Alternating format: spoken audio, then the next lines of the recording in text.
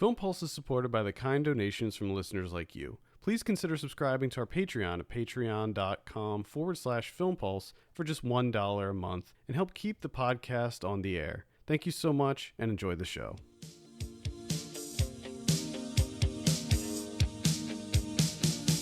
Hello and welcome to the Film Pulse podcast. This is episode number 254. My name's Adam Patterson. Joining me today, we got Kevin Rakestraw. How are you, Kevin? Good. Today on the show, we'll be talking about Wonder Woman. We'll also be going over someone we've been watching on the watch list, bringing that back. It's been, 3 weeks since we've covered a watch list section? And it's been a while. Yeah, we'll have to truncate what we saw into just some choice selections. We'll also be talking about what's coming out on VOD, new releases in theaters, Blu-ray, all of that stuff. I want to thank our two latest patrons who donated at patreon.com/filmpulse. Andy, again, I apologize. He donated a couple weeks ago and I totally missed it on the list. Man. So I apologize again, Andy. Thank you so much for your contribution. And we also have Alan Franklin. Thank you again, Alan. Alan actually has his own patron that you can check out. If you just go to Patreon and type in Alan Franklin, it'll come up. He's doing artwork on there. So thank you very much again, guys, for your support. And again, if you want to help us keep the show going and ad-free, patreon.com/filmpulse. Keep the lights on, so to speak.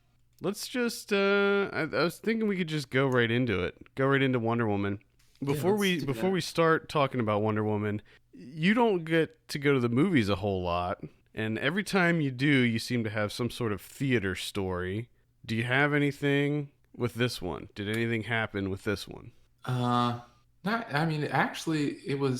It wasn't too bad, except for the guy behind me that was there with his kids, and his kids were more well behaved than he was. Yeah, he wouldn't shut the fuck up, and at one point he was just like tapping his feet for like 5 minutes, just slapping him on the floor, just doing that shit. That was really annoying. But other than that, not bad. I was kind of surprised. So my theater experience was good all the way up until probably the halfway mark, or even the start of the third act, maybe. I went to see it at AMC in the Dolby Atmos screen that they have there, which probably next to 70 millimeter, that's my favorite way to see a movie. Anytime it's playing in the Dolby Atmos theaters, I always go there because the picture quality and the sound is just the best in those theaters.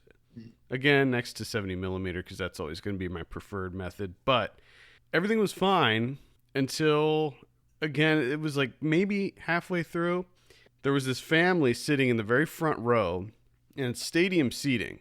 And then the ground floor has a few rows together. And so basically you can see what's happening in the front row very easily if you're up a couple levels in the seating. Mm-hmm. What do I see? Fucking fidget spinner. A fidget spinner starts going. And it's a light up one. So it was very obvious. This fidget spinner starts going, and I was like, okay. I shrugged it off at first because it was like, okay, well maybe he just, did it by accident. Maybe he's just like holding it in his hand and spun it. But no, it keeps going. So it keeps going for like half a minute, and then the kid like sticks his arm in the air with the spinner and like raises it up above his head, and it's like lighting up and flashing and stuff. It looks terrible. So at this point he's doing it on purpose. And I'm like, what is happening down here? And then, because I was thinking, why does the parent not be like, stop, don't do that, this is inappropriate to do in a theater environment? The parent, I'm assuming it was a parent next to him, starts playing on the phone.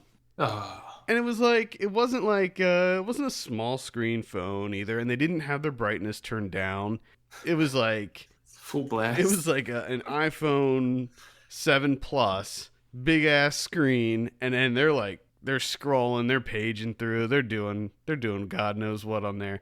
But it's just so bright. So I have iPhone 7 Plus, fidget spinner, tandem going, and I was just losing my mind. I was like, how? Like everybody else in this theater has to see this because they're right down front center.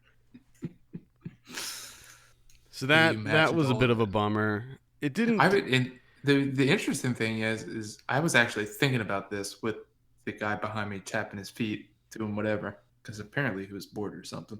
But I and I think I've mentioned this before, but every time that I have a bad theater experience, something happens in a theater that's irritating, someone answers a phone call and starts talking or making noises or talking or whatever, it's always older people.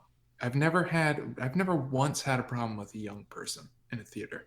Yeah, I rarely have issues. I really don't have too many issues. Usually the screenings I go to, people are very respectful, and if kids start getting out of control, the parents will take them out or calm them down. But this one, man, this family, they just had no respect. And the crazy thing is, like, this is a family of probably 4 or 5 people, and these tickets for this movie are like $20 a piece. So it's like you spent probably $100+ on Damn. this theater experience. Why are you playing on your phone and letting your kid fuck around with the fidget spinner the whole time? And Damn. the whole fidget spinner thing didn't bother me. Like I thought that they were just kind of a dumb fad, like slap bracelets or whatever. Just the next thing that's going to be gone in 2 weeks.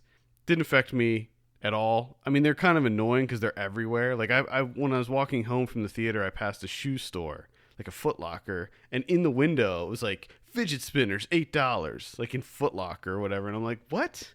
Yeah. This is a shoe store. Why are you selling these stupid things? And they're like I yeah. every block, there's like 2 people on the street selling these damn things. But other than that, I was like, whatever, they're fine. I don't care. Yeah, the But Turkey Hill has them right there when you're getting ready to pay. yeah, Fidget spinners, $5.99. And I love how I guess there's different types of fidget spinners, and then this one has, in a big star that I think they made it like inside of like PowerPoint or something. And it says like it just touts that these have the best ball bearings well, out of I you guess know how all they fidget started. spinners. So like they started as like a high end product. Like these things were like $100 a piece, and they were like really high end. They were all made of metal and very high quality. And then these Chinese manufacturers started coming out with these cheap, like $2, $3 plastic versions of them, and that's what. Well, It's just but like even last year. Was it 2 years ago or last year with the whole hoverboard thing? The but how do stupid. you have like what do you need $100 fidget spinners for? I didn't know that. That's ridiculous. Well, they're just Which they were geared, they were marketed towards like rich young professionals, like the Wall Street guys. They're doing tons of cocaine. They need something to do with their hands. They're just fidgeting everywhere during these big Wall Street meetings. So they buy it, these really expensive little spinners. it is funny because my nephews got some the other day, so I got to finally see it. Fidget spinner. I heard all this talk of fidget spinner. I had no idea what they are, and it's essentially just in a watch movement. You have an oscillating weight or rotor that it's essentially the same thing. It's exactly the same thing. It's ball bearings and it the oscillating weight rotor, whatever you want to call it, spins with your wrist movement, and then it's attached to wheels, and that's what winds your watch. Sure, it's So it's that's what it is, and it's just when I was looking at it, I was like, this is just a blown up version of what I work on, and I get it because I like spinning that thing around. sure, yeah. I I mean, it's a fun little activity to do because they spin forever, and it's cool. It's a cool little visual that you get with them. It's So just crazy to me, even $100, like even in a watch movement, they're not $100. Damn. yeah, but these are like they're bigger, not bigger, but they're probably the size of the actual like cheap plastic ones, but they're all made of metal, and it's like really high quality parts. I can't Yeah. remember where I first saw them. It was like one of those like Gilt or one of those like high end men's apparel sites. That's funny. Anyway, let's get back to Wonder Woman. Enough of this fidget spinner nonsense. How long do you think until a fidget spinner movie? I mean, they're making an Animal Crackers movie. I mean, Oh my god. or at least I like the would love person to that see. invented it. Some dickheads working on that right now. Max Landis working on that fucking fidget fidget spinner spinner. fidget spinner apocalypse. Uh, Hey guys, quick note. After going back and listening to this, I realized that there may be some things that we talk about that could be considered mild spoilers for the film. So if you haven't seen it, you might want to consider watching the movie, then coming back and listening to it. Just a warning, we don't give away the end or anything like that, but we do kind of discuss some of the plot elements and some of the characters. So just a quick spoiler warning. All right, so Wonder Woman. This is directed by Patty Jenkins. I have a synopsis here. Before she was Wonder Woman, she was Diana, Princess of the Amazons, trained warrior. When a pilot crashes and tells of conflict in the outside world, she leaves home to fight a war to end all wars, discovering her full powers and true destiny. that's right. This stars Gal Gadot, Chris Pine, Robin Wright, Danny Houston. Ewan Bremner's in there. I didn't even know he was in this. Mm-hmm. Lucy Davis. We'll start with you, Kevin, since you're typically not a big superhero guy. What did you think of Wonder Woman? It's all right. Here we go. Here we go. That's all I got. I'm done. Time for watch list. No. Wonder Woman. It was rather disappointing. I thought. There wasn't a lot that I truly enjoyed. I liked character. I enjoyed her. I enjoyed Gal Gadot.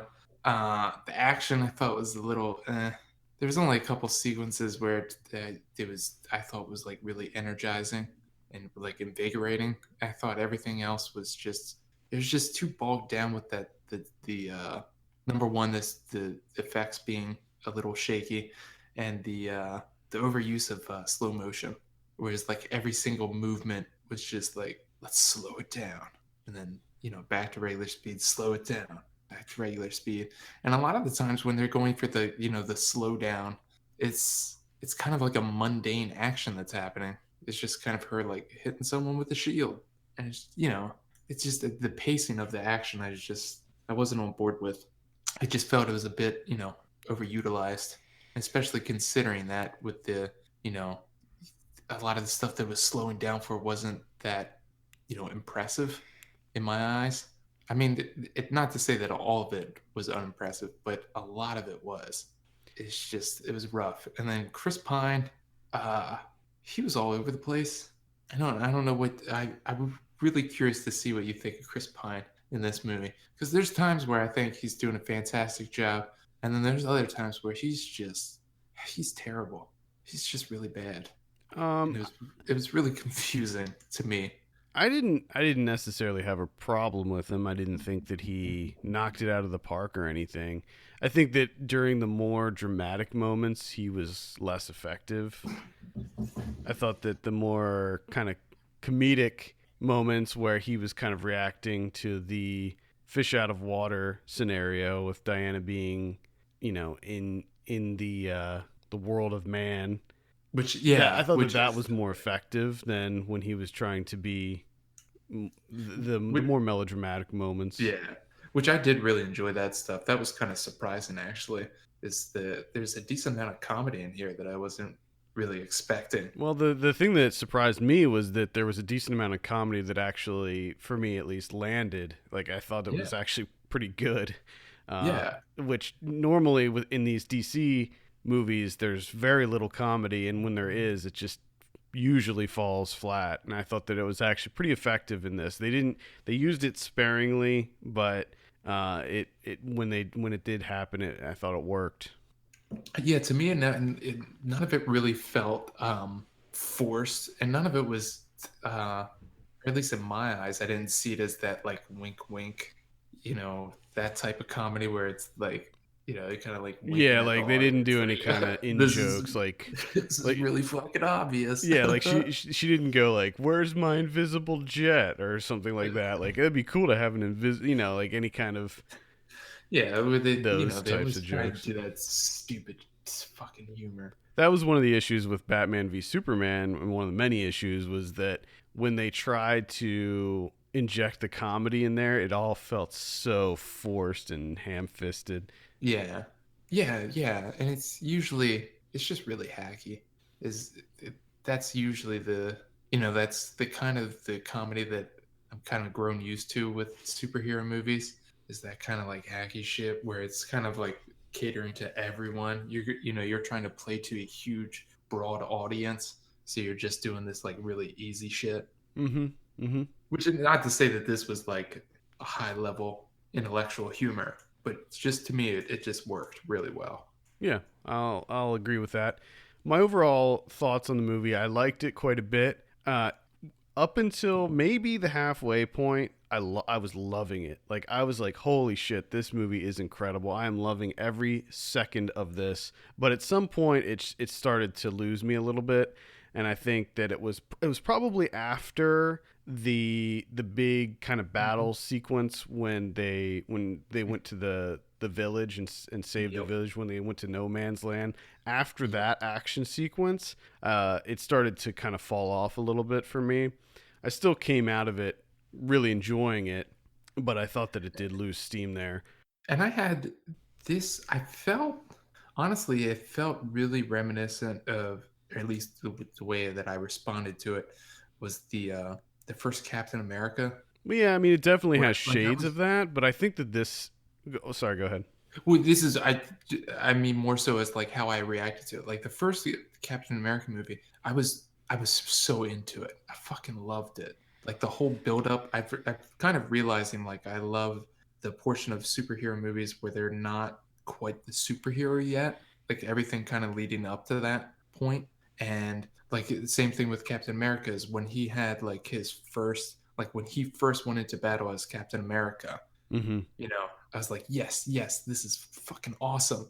And then everything after that, I was just kind of like, which was the same thing here. I had the same exact reaction where the No Man's Land sequence was phenomenal, fucking loved it. And then everything after that was kind of like, Well, it's because what happens is it turns from a war movie into a superhero movie. Like that's the transition because the same thing happened in Captain America where the battle early on and he was Captain America, yes, but it was framed like it was a war movie, a World War II movie, and in this one, it's a World War One movie. The thing that I liked, maybe I came out. I think I actually liked this more than Captain America, and I did like the first Captain America quite a bit. Was that this felt more like a war movie than I expected? hmm. That like that No Man's Land sequence and the following sequence, even when it does sort of go into more of a superhero movie, it still felt like very much like a war movie to me, and there was a lot more of the whole war aspect than I really expected. I didn't expect there to be that much time given to the battles, Hmm. and I liked that a lot. Like that first battle when she like climbs up out of the trench and just that whole it felt so epic, and I was just so into everything about that. And then Yeah, because even at that point in time, you're kind of, it, they've been kind of like teasing her right, because abilities and that's her the first power, time and that you really see yeah, her open and up. you And you just want Wonder Woman to just wreck some shit yeah, at that point, exactly. and does she? I also liked Gal Gadot a lot as Wonder Woman. I expected I would because I liked her in Batman v Superman, so I fully expected to like her in that role. I think I like her even more now that I've actually seen what she can do as like the central character, Hmm. and I think it was a really great choice. And the I liked having Robin Wright be sort of her mentor, her aunt in the movie. uh, just a lot of really strong female characters in this movie, which was probably the most refreshing Yeah, aspect of it. Is that I can totally see why this is like the kind of the ultimate women empowerment movie because they played with a lot of themes of gender and race and the overarching theme of kind of war. So they did kind of go a little deeper with this than just your typical superhero movie. A little bit, but I think I mean the big thing for me that kind of after the No Man's Land, which the thing that kind of irritated me is it got pretty predictable from there on out. Where it was like, of course she's gonna fall in love with Chris Pine, and obviously that happens really quickly after that because we can't go like 5 fucking minutes without someone falling in love with Well, someone. I mean, sort of. I mean, more than anything, he falls in love with her. Yeah, but he kind of essentially kind of like teaches her about it, so she falls in love. Yeah, but And there then wasn't of course, it wasn't done in a. I didn't think that I was don't done know. in any kind of egregious way where there was like a love scene with them like making out. No, well I thought it was they handled. did the old I guess the family version of it where they like go into a room and they start kissing and then the camera backs out to show the house and it's like, yeah, we got you. But it's just that I mean that kind of bothered me then even towards the end where like she can't do it all by herself. Of course Chris Pine has to save the day. So I don't know how it's really 100% empowering because it still falls on him to save the day. Right, but it's up to her to save the world. Like Yeah, but she you doesn't save the world. Like she kills one dude, right, which ends the and war, which but there's ends still war. in the future. Well, then she's gonna have to come back and save the world again. Well, You that's can't. what You she's don't have doing. to just save the world one time, Kevin, and then it's good forever. It's a work in progress.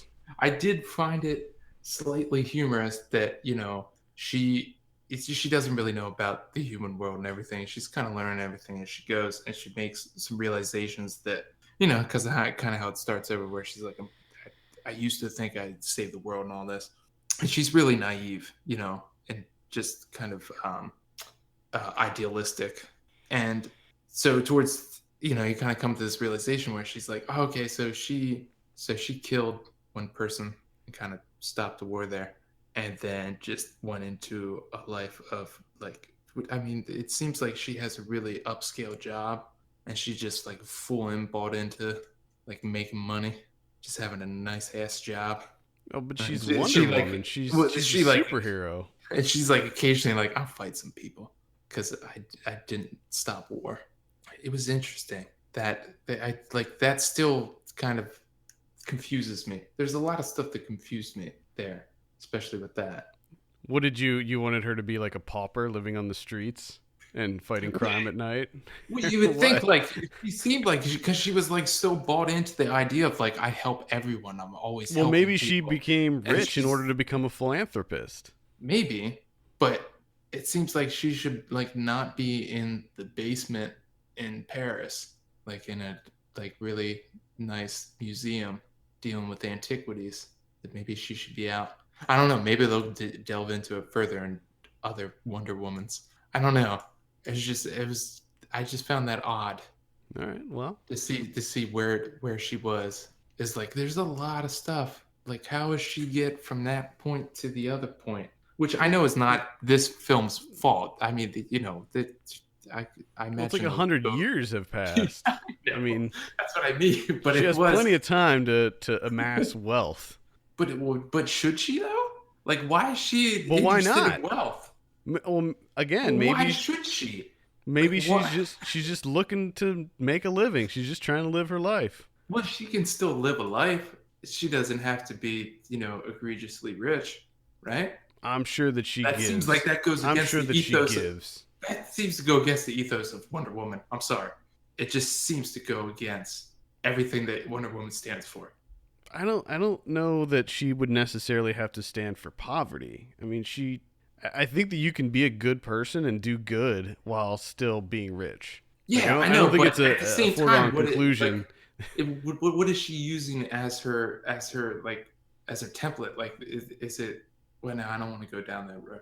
I will. I won't say that. But I don't know. It just seemed to go against everything that she was kind of standing for. I I mean, don't know. I find that one. I find that hard to believe. I'm not I don't not know. on. I don't know. I don't know. Still, it just didn't feel. I do like how I like a lot of the stuff that I really enjoyed was like when she first showed up in London and how she's kind of combating the the sexism that she has to deal with there, Yeah. and she's just complete, like she doesn't know it because she really has no knowledge of this world whatsoever. Mm-hmm. But again, like after that point, like from the village point with her falling in love with Chris Pine, everything was just, it was like the same. It was just predictable from there on out. Yeah, I It's mean just disappointing. it does turn into sort of a conventional superhero movie at that point. And that, like I said, that's what kind of was a little disappointing for me too, but it's still at its core, it's still a superhero movie. So Yeah, you yeah, still gotta, and plus, I mean, she's someone who is like Superman levels of powerful. So in order for her to have a conflict, in order for her to have some sort of a challenge or threat, like you have to kind of up the ante with that too. And of course, being a superhero movie, you're going to have a big conflict at the climax. You're going to have a big showdown at the end, which yeah. that's to be Which expected. that was a little. That's I think a lot of people would be disappointed if something big didn't culminate at the end. Where Yeah, if and I it, have to I say think that I do like this culmination a bit better than what I've kind of. That was one area where it did kind of, it kind of went against my expectations because I was kind of, we talked about it numerous times with superhero movies where it's like there's something falling onto the city and they have to save it. There's this, there's a giant beam coming down yeah, from the sky and it's that type of destroying New thing. Whereas York. like this was old school where it's just like one versus One v another. one, yeah. Yeah. So that was, but that was even kind of confusing as well because he kind of points out, when he's going through his spiel or whatever, and he was like, "Oh, I was left too weak and broken to continue fighting, so I've just been kind of influencing." But yet here he is, like kicking the shit out of Wonder Woman. Yeah, I don't know. Yeah, It's like, I don't quite know that. I mean, maybe he's gathering strength from her or something because they said like I guess so. because they I kept guess that could saying be. they kept saying that the more power that she has and the more strength she has, then like the more he's gonna be aware of it. So maybe he's actually gathering strength from her too. I guess so. That's Which, kind of what I yeah, I thought, guess but that could be the case because then she does kind of flip the tables there, where she's kind of that. I guess that is the case because then she's the one that's kind of drawing power from him in right, order to become exactly, stronger instead exactly. of, yeah. Okay, okay. I got you on that one. See, that's why it's good to talk things out. Yeah, you gotta talk it out. Gotta hash it out. So, what do you think of the visuals? Now, I know you said that you thought that the effects work was a little shaky. The one thing that I did thoroughly enjoy and I thought was great is when she busted out the lasso. Oh yeah, I thought the lasso looked great, especially when she got to use it in like actual fight sequences. I thought that looked phenomenal. yeah. The lasso looked great. I thought by and large the action was pretty awesome, especially when she's like busting through walls and windows and stuff, and just kicking Yeah, so much German ass. I did my favorite, and again, this is another thing that I made me chuckle a little bit. Number one, I loved when she they did the shield thing and she slammed into the and just completely crumbled Yeah, that bell tower. obliterate. Yeah, Like, that was so awesome. But I love that a little bit later on when they're kind of like, riding horses through the forest or whatever, and all the guys are talking, the ragtag team of guys are talking, and he Chris Pine's character kind of tells them how they met and everything, and they don't really believe him. They think it's ridiculous and this and that, and how they're kind of going over things, and they're like, I don't know if I believe it. And I'm thinking, you guys just held up. Well, let's go back before that. You saw her flip a tank, right? yeah, You guys saw him flip a tank and just throw it. And then you held up, the three of you in unison had to gather the strength to hold up a door from that tank in order for her to jump off of and just completely dismantle a bell tower just by jumping into it. And you're still like on horseback through the forest thinking, yeah, I don't know. I don't know if she's special or not. Like, what the fuck? What more does she have to do? yeah. Do you not remember No Man's Land? They Where they she, they quickly jump on board though. After that conversation in the woods, the after the next sequence, I think that they're sold on it. but it's still just funny with it. Like I don't know if I believe that. Ugh, maybe. And it was funny that the Native American guy's like, I believe it. And you're Yeah, like, well, yeah, maybe him. he was he was the reasonable one. I believe it. Because I think he was standing back and he was like, yeah, yeah, no, I did. You remember when she flipped the tank and then just jumped into a building and completely destroyed it? Do you guys not remember that? I liked the visuals quite a bit. I thought that the scenes at the beginning of Themyscira looked really awesome. Like that whole Oh yeah, those did island look looked good. just so beautiful and lush. I want to go there. Uh, They were fantastic. That was a nice realization there. That whole world. I thought it was a nice kind of juxtaposition between that, this island paradise, and then this smog filled, gray, dark version of Nightmare. London, and then also all the scenes in the war that had that kind of gritty, Saving Private Ryan look to them.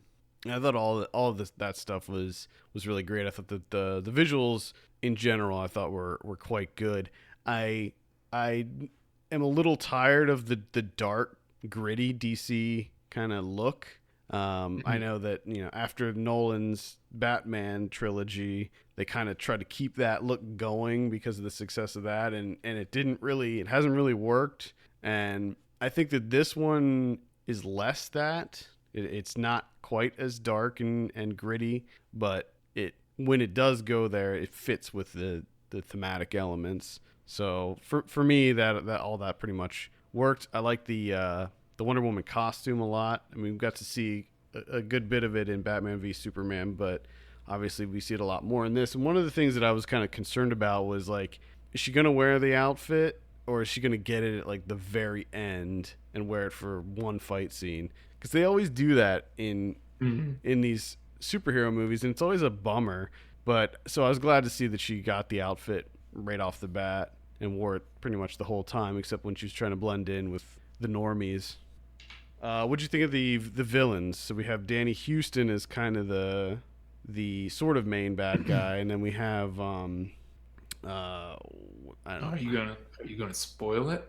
No, Okay. no, I'm not gonna spoil. I mean, we've already gone into mild spoilers already, so I'm Yeah. probably gonna give a spoiler warning before this anyway. I'm gonna But I just did like the main bad guy, the whole when they were talking to each other, then she kind of comes around the corner and he wasn't there. yeah, I that was thought that cool. that was pretty, yeah. Because I like how they kind of like tease that, like how much power these people have. I enjoy that. I enjoy the teasing. I'm a fan of the teasing. Well, I thought that the villains in this one were a lot stronger than what we've seen in a lot of the superhero movies. I mean, typically with the Marvel movies, the villains are not. Those are always pretty much the weakest aspects of them. Yeah, that's true. Yeah. The DC movies are always better at doing villains, and I think that these villains were quite good. I mean, I would like to have seen more with Elena Anya as Oh yeah, Dr. Morrow, because Doctor Poison. she was a very interesting and creepy villain. Yeah, She was and I rocking did. the face mask like she had in The Skin I Live In. Yeah, and I thought that that was an interesting fold in there to throw like her like smelling salts almost. It kind of Yeah, gave Ludendorff his like superhuman strength there for a little bit. it was funny how ultimately that didn't matter at all. Like even with the super strength. She still fucking wrecked him. Ah, yeah. I like the parts where Wonder Woman was just beating the shit out of people. That was cool. And fortunately, we do get to see a sizable amount of her kicking a lot of ass. Yeah. It's not wall to wall action. Like the pacing feels good to me, whereas the pacing in Batman v Superman I thought was just all over the place, and I thought it was kind of a mess. I thought that the pacing in this one was a lot more even. Well, yeah. I mean, I haven't seen Batman vs Superman, but Well, you don't need to. You really don't need to. Are you sure?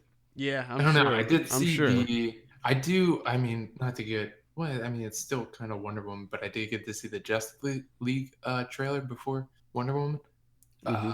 That looks fucking terrible. Well, I don't know what's happening with that because it's supposed to come out in November, but Zack Snyder left the Yeah, project, and that's Joss true. Whedon, I know for absolutely tragic reason, Yeah, but but Joss, and that's a perfect example. Sorry to cut you off, but before I lose it, that's a perfect example. That trailer is like that hammy fucking comedy shit. yeah, it looks like Aquaman is gonna be Oh, very heavy on that kind of comedy, definitely. oh God.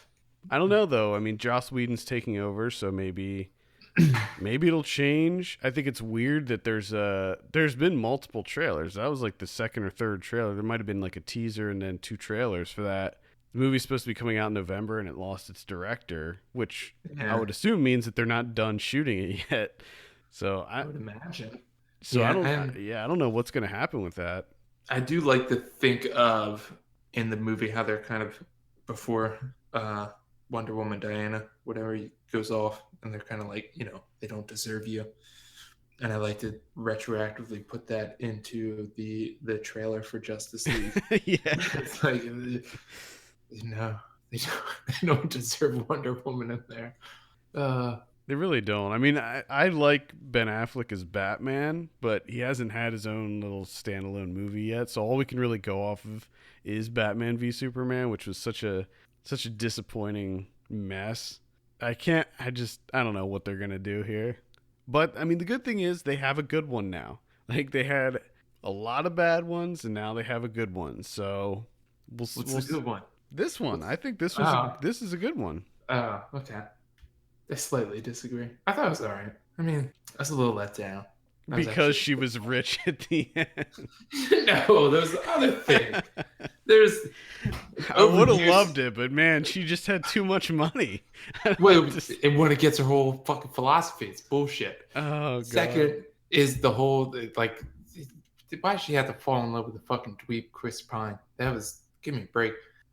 And she couldn't do it on it. It was fucking predictable, like always, where it's like, oh, she's got to fall in love, and she learns that love is the only answer, and she can't do it on her own. She's got to have that guy to help her out. But bullshit. Give me a fucking break. Overuse of the slow motion stuff. Like, you don't need to use slow motion that much. Just chill, cool out. Especially not when it's just like I'm hitting this person on the head with a shield. We don't just need to do bonking their slow. head. We don't You know, need to slow just slow motion mo. bonk. We don't need that.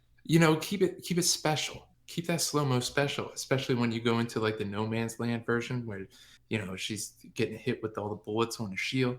Slow mo there, fantastic. All that other stuff, no, thank you. We don't need that. Yeah, the slow mo didn't bother me in this. Normally, I am bothered a lot by the overuse of slow motion, especially when I feel like it's unnecessary. But it didn't really bother me too much in this one. I mean, I recognized it. I noticed when it was happening, but when it during the scenes that it did happen, I was kind of so in the moment that it really didn't bother me. I was fully invested in those scenes. But I'll tell you, like up until after that first big battle, like I was absolutely loving this movie. I was like, holy shit, this is really up there as far as superhero movies. And then Yeah. it just kind of Yeah, dropped. it dropped off. I mean, one of the things that I did find interesting because me and my wife were talking about this beforehand, where like I was telling her about I think it was the Guardian.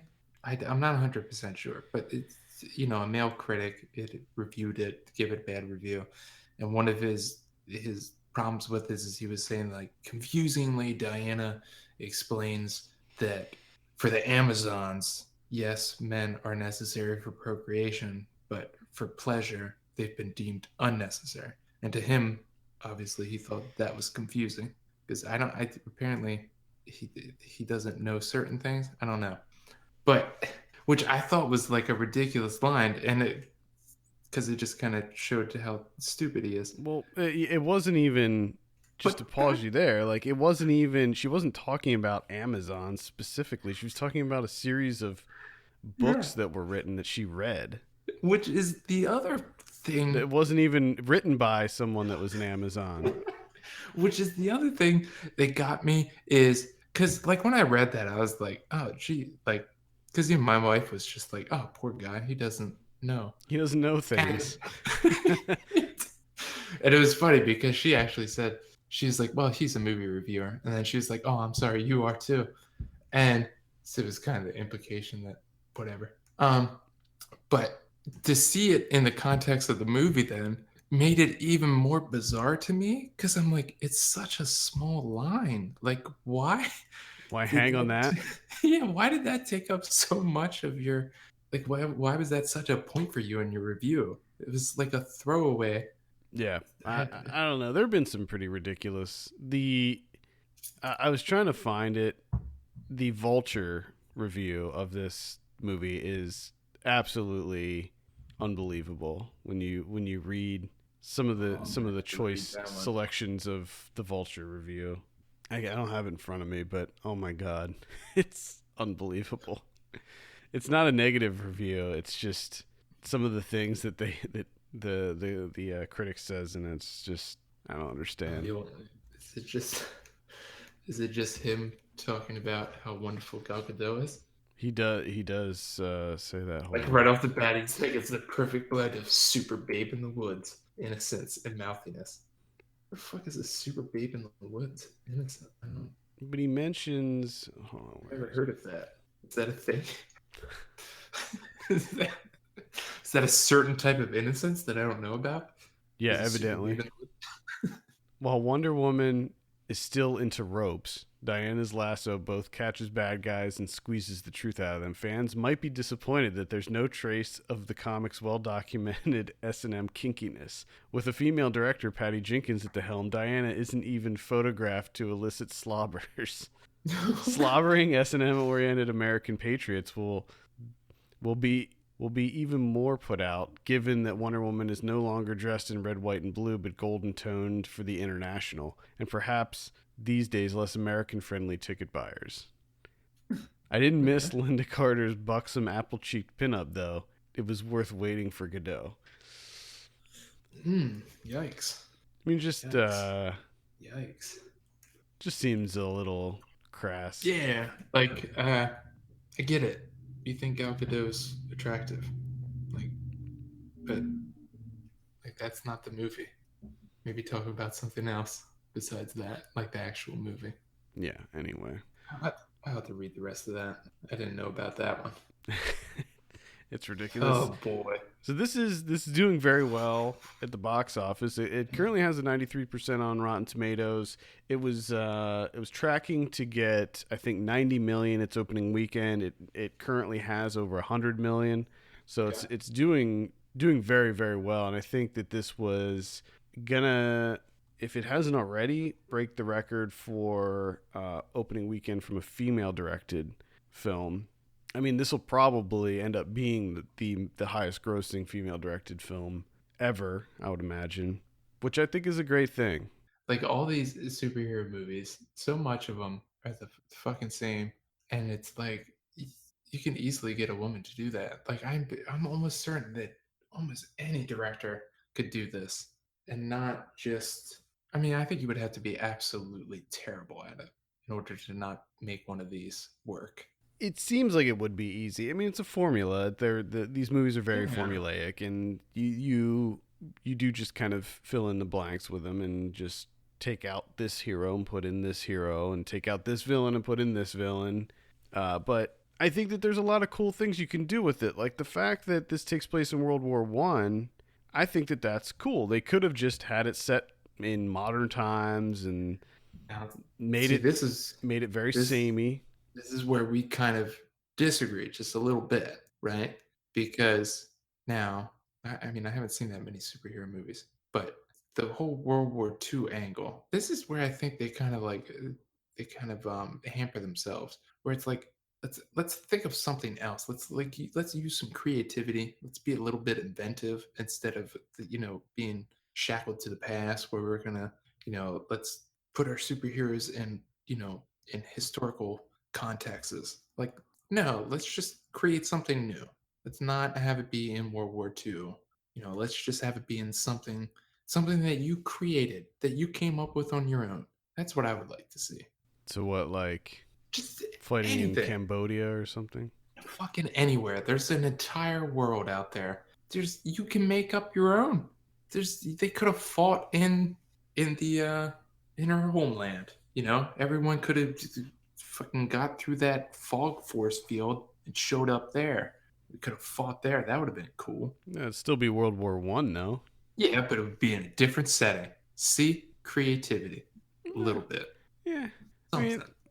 I mean, I guess it's fine. I would just rather have it be set in that time period than just another modern one. Like I think that going back to the that what 1918 or something like that, whenever this took place, like I think that that's cool to go back that far and to have it set during that time period.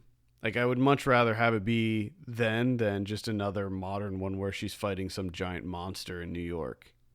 Okay, yeah, Now, that isn't to say that I completely disagree with you. Like I'm all about new ideas in these movies and bringing them to new locales and new time periods and all of that stuff. But I think that really at the heart of it, this is an origin story, and to do a Wonder Woman origin story, you kind of have to go back, because true, the character true. is it's an old character, so you do kind of have to go back to the beginning, and they of course they this is what they set up in Batman v Superman with the photograph and all of that stuff, Yeah. which is another Okay. thing that I'll say. 'Cause I was wondering. They I was didn't. wondering what the photograph thing. I was like, I think I'm missing something here. Yeah. That was when Bruce Wayne was basically researching all of these people, like that are gonna be in the Justice League. He was trying to figure out who this Diana character was, and he found that photo. So then he realized that she's someone special. But that was one thing that I did appreciate in this, is that there weren't too many tie-ins and callbacks and all of that stuff. Like I don't know if there was a post-credit sequence. I had to pee so bad I had to like Yeah. jet out of the theater. uh, uh, but yeah, I was a little bit. I have to say, I was really worried at the beginning because, like, one of the first fucking things that you see is the armored vehicle pull up, and it's just like, oh god, how many Wayne. fucking times are there gonna be? Well, apparently there was an Aquaman Easter egg somewhere where you can see like a trident or something, but I don't recall seeing that. Yeah, I don't know where that was in the movie, but yeah, I didn't think that. I thought that they were good about not doing that. It's a pretty long movie too. I was when I saw the runtime, I was like, oh man, I bet Kevin is just hating that. It's I was almost actually well, two things. I didn't really feel it, but at the same time, it's been a while since I've been at the movies that I was so into the experience of it. You know what I mean? Like being out at the house, being out at the movies. mm-hmm, Just, I was this. so into just wanting that to last as long as it could Yeah. that I was just like, play anything on that fucking screen. I'm here. Do it. I didn't feel the runtime either. I thought, although it is almost 2.5 hours long, it didn't feel bloated or anything to me. It didn't bother me. I mean, I've come to expect the longer runtimes with these superhero movies. That's just the Yeah. way they are, and a lot of them tell pretty long stories. So it's sort of par for the course, I'd say. Now, I just one of our contributors, Ken, brought this to my attention this week. The new Transformers movie. Did you see the runtime on this fucker? His tweet. It's three And hours long. and I want to point out that's because you fuckers have been complaining about character development in these Transformer movies for fucking ever. So guess what? They're gonna do backstories on every single Transformer from birth to death. And now you guys have to sit through that shit. Oh, I'm Because you've not. been I didn't see the last Transformers either. I'm not going to see this one. That one lost me. That series lost me after the second one. I was done. It's Yeah, over 3 hours long. Are you kidding me? yeah, that's Over three. too It's much. over 3 hours long. Like, I mean, That's a that's bit much. like Scorsese levels here. I mean, that's like giant epic Oscar winner type movie run times. I can't even. When he tweeted that, I was just Tra- like, what? I was so Tran blown away by that. That'd be an interesting thing to see if that's what blockbusters are heading towards. Like if they're gonna like if blockbusters and and Lav Diaz movies are sort of working towards each other, where they're gonna end up being like 5.5 hours long. I mean, a lot of them these days are basically just one long story. That just they break up into several sequels. So they're in a way they're already doing something like that. Yeah, But yeah. that's I mean, just it's that. I mean, because what could be worse? Do you want? And he's probably still gonna do this, but you know, a 3+ hour Transformer movies, or do you want him to take that story and break it into three separate films? well, see, there's the thing about that is that that's when you do put in like padding, to extend the Well, yeah. runtime. Well, and that's what they do. They're like, okay, so we have a story here. We have a beginning, a middle, and an end. Okay, let's break those three apart and make them separate films. Right. So you have to add different pieces into. I mean, if they did like what Tarantino did with Kill Bill, like that was a really long movie that he just split into two parts because of the length, or Nymphomaniac too, where they like literally just split it in half. Then I Yeah. don't have a much of a problem with it.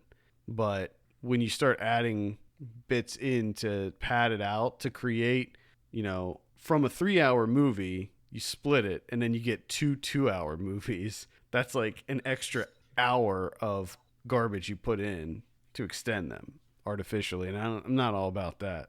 Yeah. But I'm not all about these Transformer movies to begin with.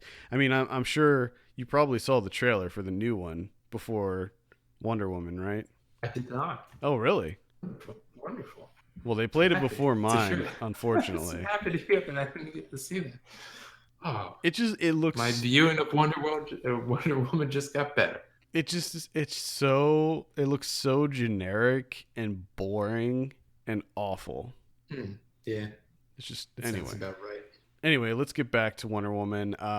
Let's throw out some scores for this. I'm gonna give Wonder Woman a 7.5 out of 10. Hey now, look at you. I give it a 5. Straight down the middle, mediocre. Straight down the middle. I did love which I completely forgot to mention, but I did love the Lucy Davis as the as Etta as the kind of the comic relief. I was expecting more of her actually from like just judging from the trailer. Uh, Almost everything that she does is in the trailer for the most part, and Oh really? so I was kind of expecting more from her character, and I wanted a little bit more from her character because she was so great. She was fun. Yeah. So yeah, Wonder Woman, solid movie. I would recommend. Kevin fucking hated it because Wonder Woman's poor. Wonder Woman's not poor. Why you gotta put fucking words in my mouth? Didn't say I fucking hated it. I said it's alright. uh, Which like you can just can that I think from now on, and like you can just text me after a movie and be like, "What do you think?" And I'll just be like, use my recording of me being like, "It's alright," and then you can just record it without me. all right. We'll We see can how make that that a thing. goes. It might be logistics might be tough on that one, but we'll try it out. I believe in you. You'll make it work. You'll figure it out. Might have to require some really tricky editing, but so that's Wonder Woman. That's in theaters right now. Let's move on and talk about some of what we've been watching on the watch list. Oh boy, Alright. got missed a lot of stuff. A lot of stuff in the last couple weeks. Uh-oh. I guess I'll start with Alien Covenant because we didn't talk about that at all on the show. Get it. I enjoyed Alien Covenant. I was a little disappointed in it, to be honest with you. I think my expectations were just a little too high going into it. I liked it more than Prometheus, but significantly less than the first two Alien movies. I think it's probably the third best, the whole saga. So including those shitty AVP movies and Prometheus, I think it's the third best.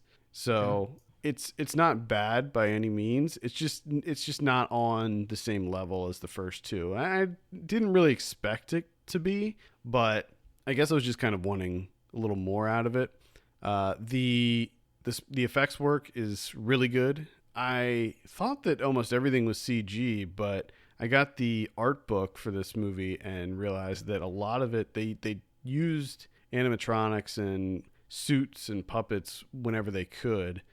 So all of that stuff looks really good. Visuals are really solid, just like they were in Prometheus. And I would recommend it.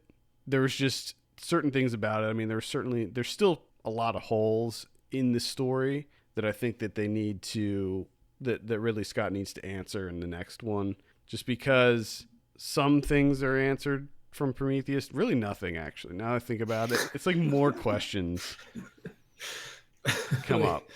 More things. Maybe a couple things from Prometheus are answered, but for the most part, there's still a lot of lingering questions about. I love how quick you were. Yeah. You're like, some questions there, none at all. I will say that there's this isn't a big spoiler or anything, but there's a chest bursting scene where instead of it coming through his chest, it actually goes out his back, and oh my god, is that disturbing and graphic. Danny McBride was great in it. It's rare that we see him in any kind of dramatic role. I don't know if he's ever been in a dramatic role.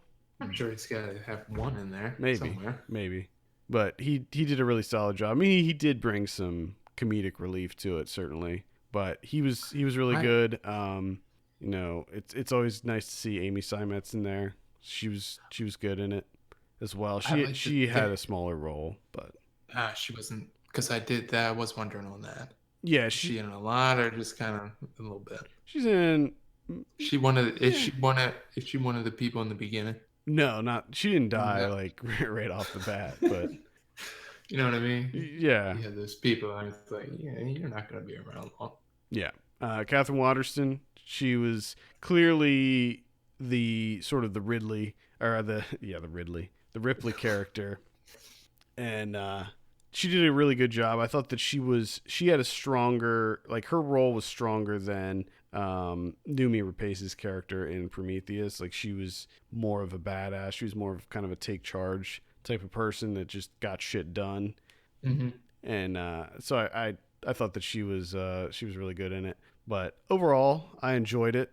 Didn't think it was transcendent or anything, but it was a good entry in the Alien series. So I would recommend checking that out. Alien Covenant.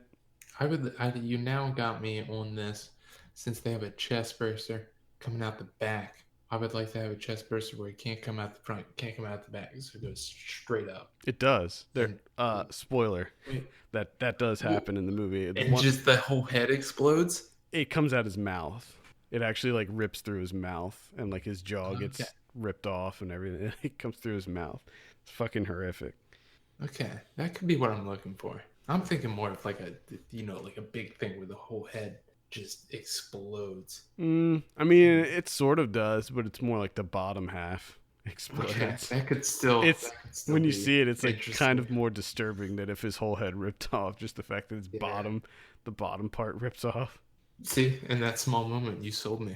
I'm gonna see that. I think you'll appreciate it. Oh, I definitely will, by the sounds of it. And speaking of Alien, I saw the first Alien.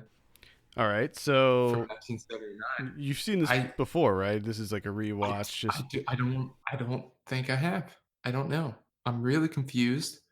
It's one of those things where I thought I've seen this movie before, but I'm not 100% sure, and you ends up kind of fucking with you because you start to realize like maybe I just thought I saw this movie because of the endless pop culture references that have been playing out throughout the years, and it's just kind of like supplanted in my mind that I have seen it.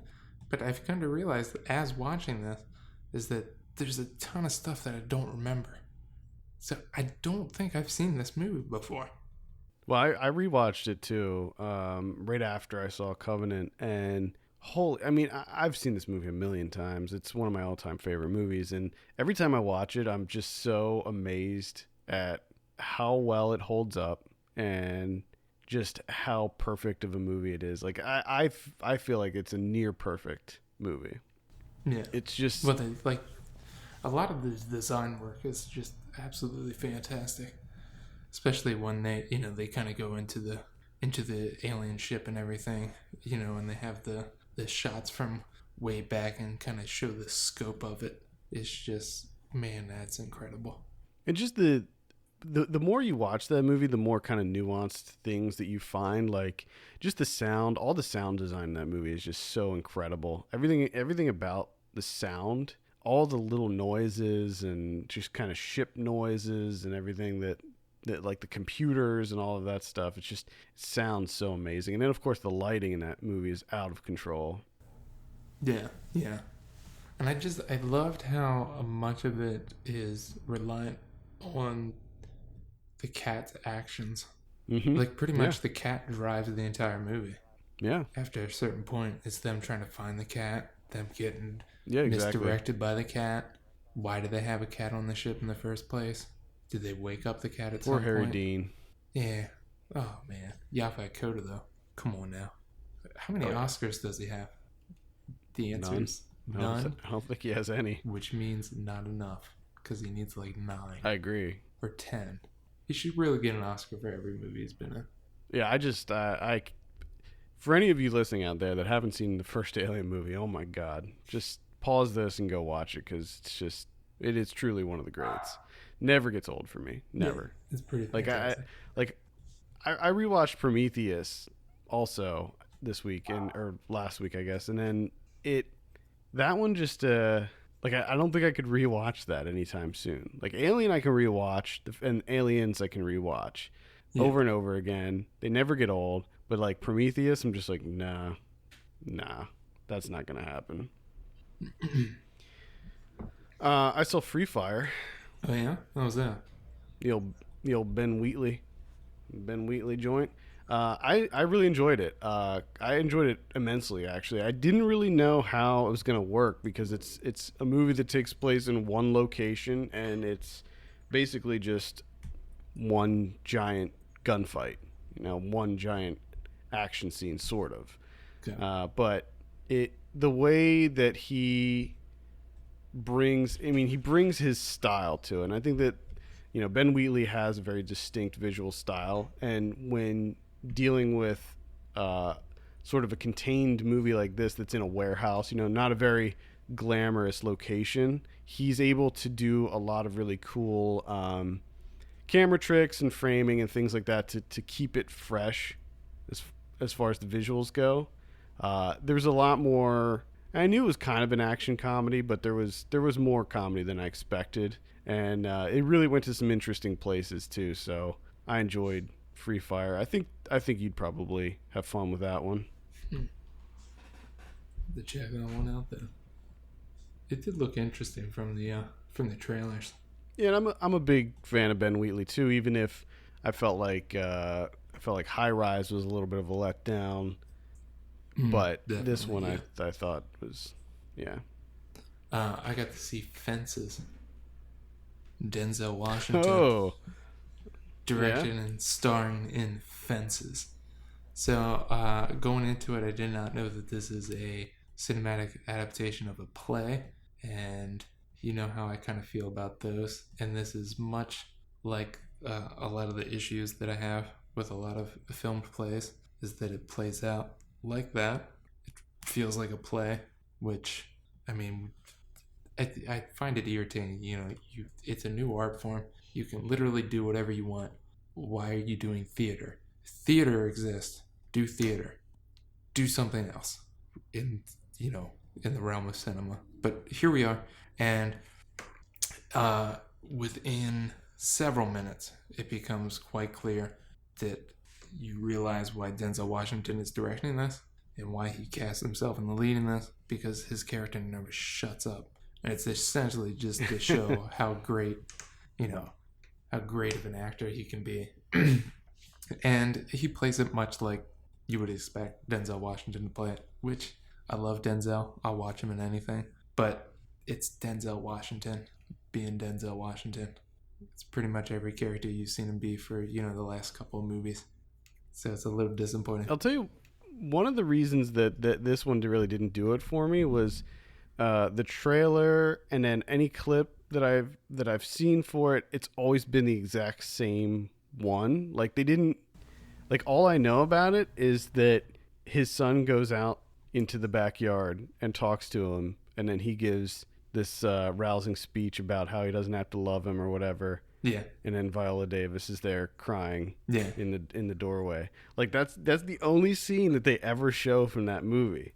Well, just a heads up, most of it takes place in the backyard, and most of it is just him talking. He's essentially he's just a terrible person in this movie, and he just reigns over everyone, and he is commanding every conversation. He's talking over people. He's interrupting them.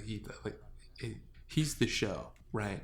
And everyone is just bit players to his star, which it gets irritating rather quickly. And you kind of think that at some point there's going to be this kind of like realization of like how terrible he is, and there is a little bit, but it kind of falls back into like, well, yeah, I mean, he was a good man, and it's like, no, he wasn't. Like, we don't need movies or plays like highlighting these people. Like, they're awful. Let's just fucking forget about them and move on. Well, sticking with the award winners, and I'm not gonna pursue fences. By the way, you didn't sell it. Don't. You didn't sell it to me. No, don't. Sticking with award winners, I saw La La Land a couple weeks ago. I'm sorry. Yeah, I was like, whatever. I'm gonna give it a look, just to see what all the fuss is about. And as expected, I wasn't into it. I just there were some aspects of it that I thought were strong. The visually, it's pretty great. It looks really awesome. I love there's a big musical number during the intro of the film, and I thought that was the best part of the whole movie, and everything else was downhill after that. Which is funny because like in the intro, Emma Stone and Ryan Gosling aren't even really in it, and they are sort of, but not really. Yeah. So I was like, okay. And then the rest of it just felt so, I don't want to say pretentious, but it just felt so lame, I guess. It would be the word I would use. Like Ryan Gosling is this. The thing about it is like it's this love story, but Ryan Gosling's character is not likable at all. Like he's kind of a dick. Like he's this jazz snob who looks down on anybody that doesn't have the same level of respect for jazz that he does. And he's just this sort of dickhead who is not a very nice person at all. So right out of the gate, I'm like, well, I don't really care if these two, I mean, she's better off without him anyway. Like, I don't care if this works out between them because he's a dickwad. And the big thing is the music, obviously. There's only like about one song that I liked, so that was also a hindrance for me. Yeah, I can see that and being an issue. I'm not a musical guy. There's an occasional musical that I'll like, but I just did not really see what the fuss was about with this one. I just was not on board with it. I hope that, I know you won't, but I would really love to hear what you have to say about this movie. I'm never gonna watch it. I mean, there's like a sliver of me that's like, I should maybe check this out to see what everyone's talking about. But I know I'm not gonna like it.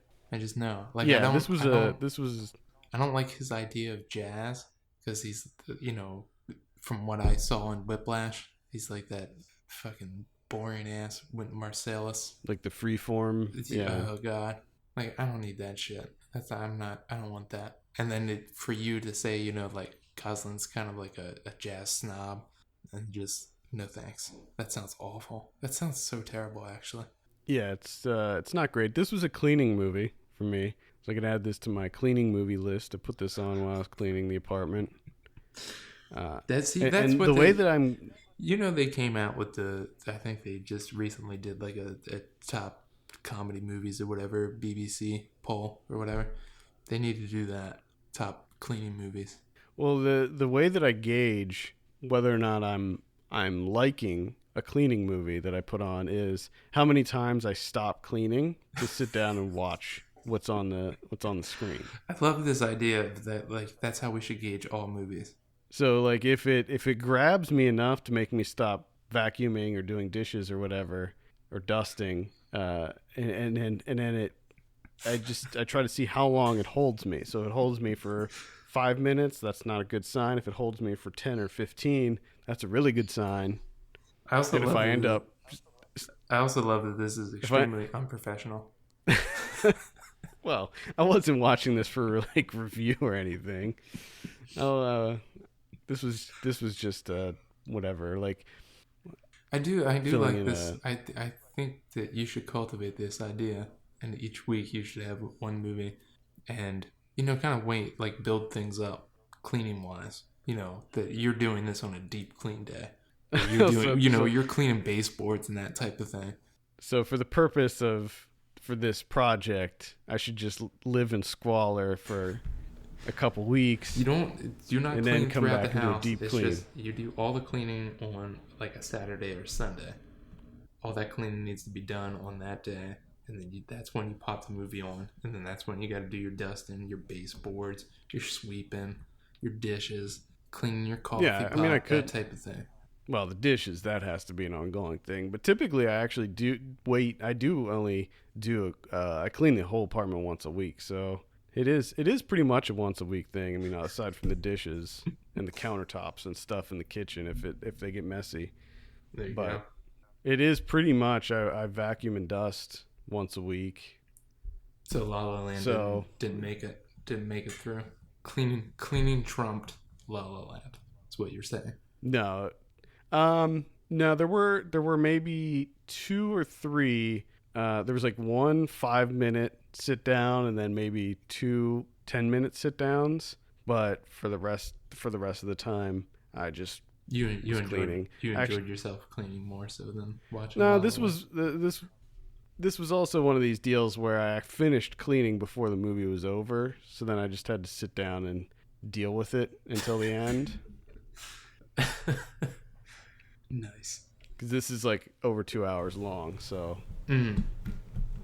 yeah. Did you wish It's you one had of more those to clean? deals. Yeah, I mean, yeah. Well, here's the thing: if it's really bad, I will find more to clean. Like if it's really difficult, I will find more to clean, just so I don't have to keep sitting through it. So I did end the cleaning. I didn't do like deep, real deep clean. So wasn't absolutely atrocious, but it was not for me. Mm. Okay. Okay. Well, I'm done watch list wise. Okay. I'll add. I'll mention one more. I saw Wilson. This is the Craig Johnson one with Woody Harrelson. This was a tough one because we got a shout out from Daniel Close on the review I wrote for the Criterion version of Ghost World, and that was like such a huge. Like when I read that on Facebook, I was like, "Holy shit! Like this is incredible." I'm such a huge admirer of his work, so I was like feeling real good, and I was like, "Oh, I should watch Wilson." I wanted to see that because it's based on a graphic novel of his by the same name, and I did not like Wilson at all. Mm. That's a Yeah, shame this was. because I like that graphic novel actually. I didn't read that one, but the movie version not good. I did not enjoy myself at all with this one.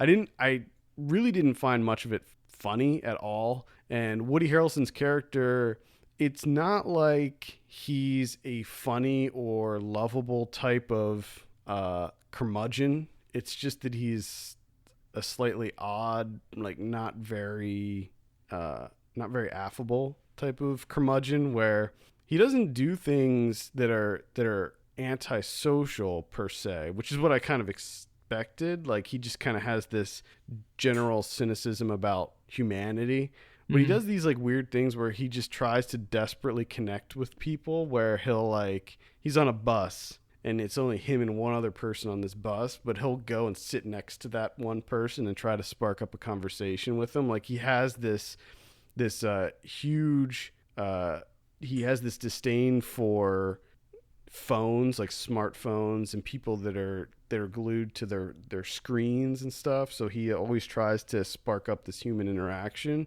but at the same time, he's not a very likable guy. So people don't really want to talk to him anyway. Yeah, because he has no filter whatsoever.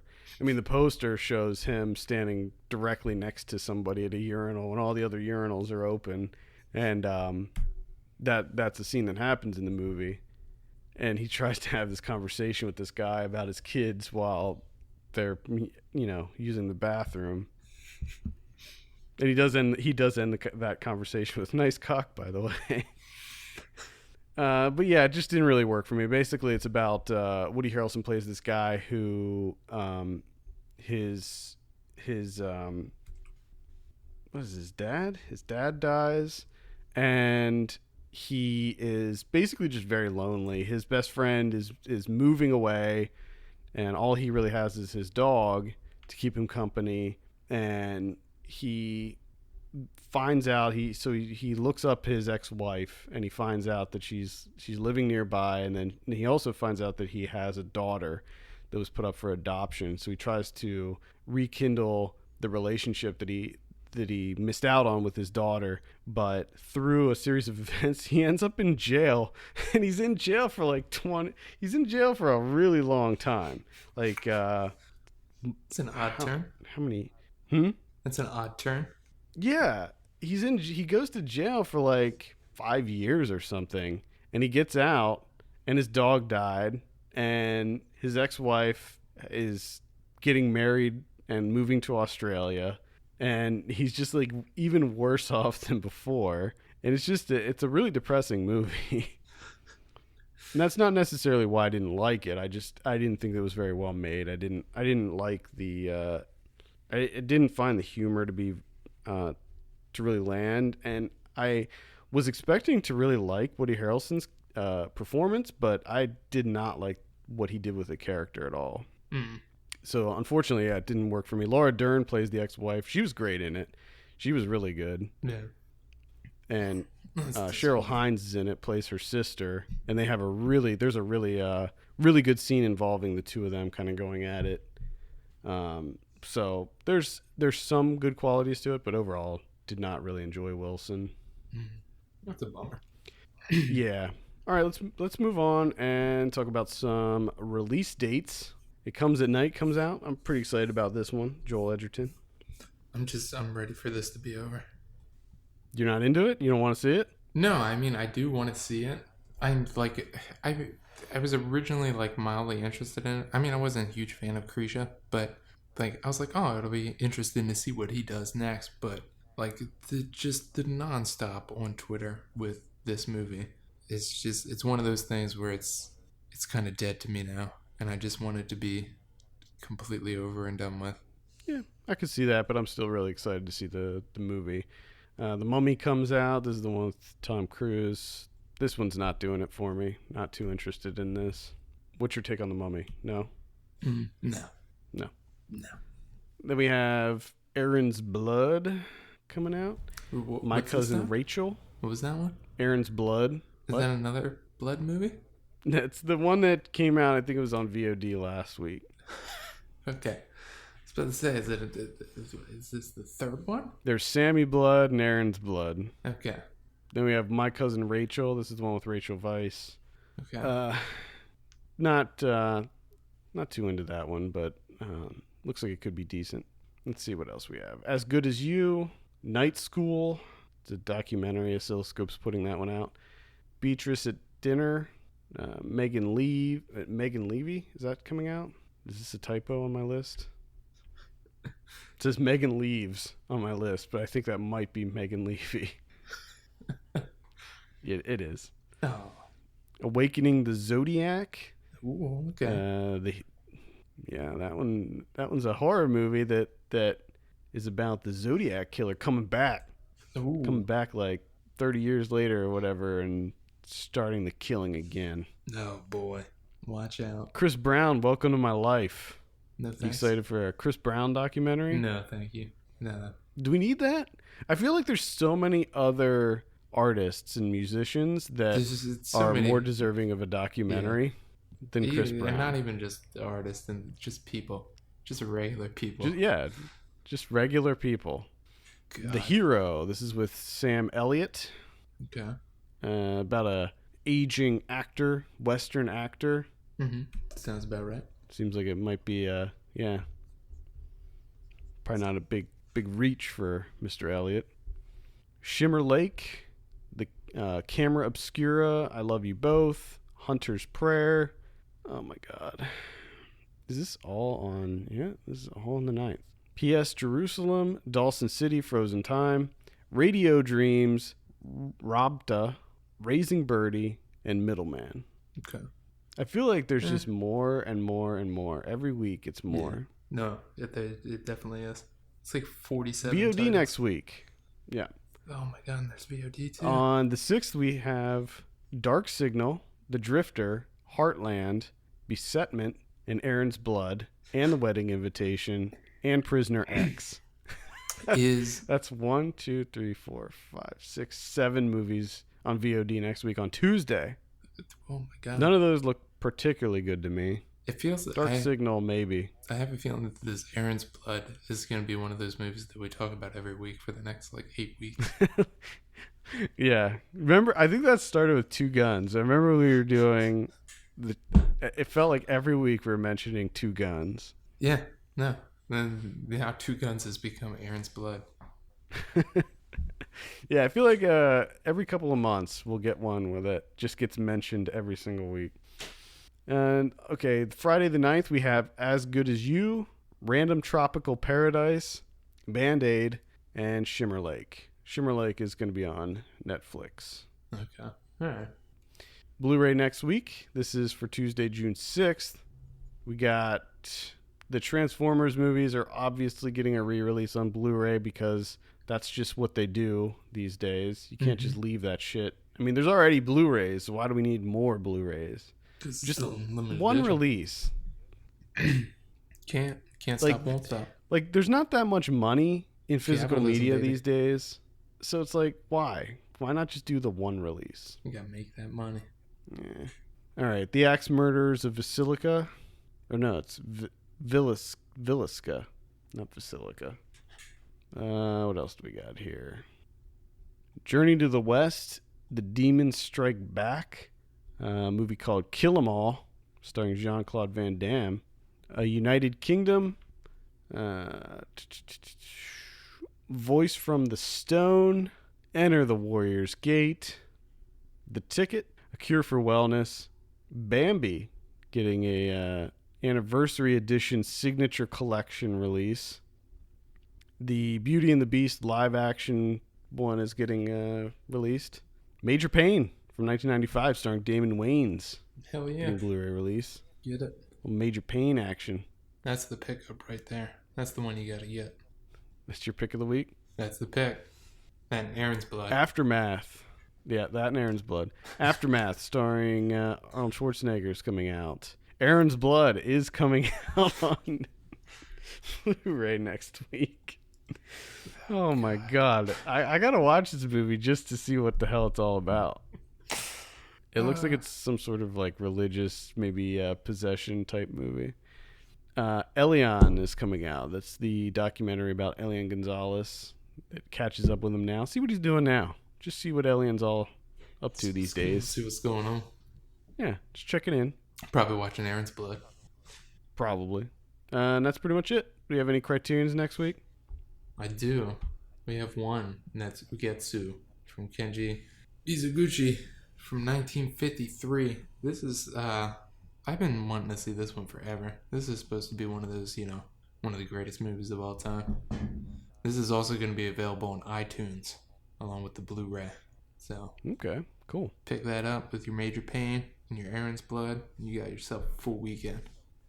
There we go. All right, I think that's going to do it for this week. Thank you so much for tuning in. You can send us your questions and topics to podcast at filmpulse.net. You can follow us on Twitter at filmpulsenet and at filmpulsekevin. If you have a minute, take a look at our Patreon page, patreon.com/filmpulse. Consider helping us out by becoming a subscriber. For Kevin Rakestraw, my name is Adam Patterson. We will see you next week. And the old red, white, and blue.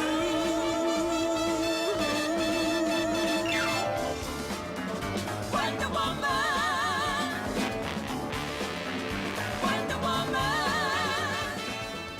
Now the world is ready for you.